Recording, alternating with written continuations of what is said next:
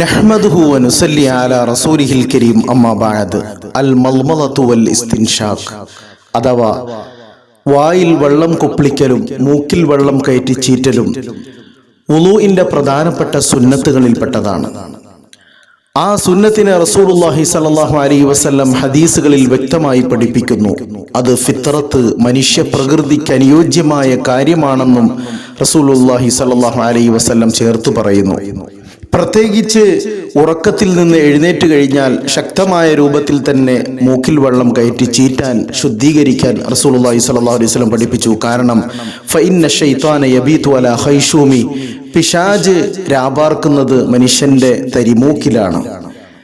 എന്നാൽ നോമ്പുകാലത്ത് മൂക്കിൽ വെള്ളം കയറ്റി ചീറ്റുമ്പോൾ ശ്രദ്ധിക്കേണ്ടതുണ്ട്. കാരണം മൂക്കിൽ വെള്ളം കയറ്റി ചീറ്റുമ്പോൾ ഉള്ളിൽ വെള്ളം പ്രവേശിക്കാൻ കാരണമാകും. അങ്ങനെ നമ്മുടെ നോമ്പിനെ അത് നിഷ്ഫലമാക്കും, നോമ്പ് ബാത്തിലാകും.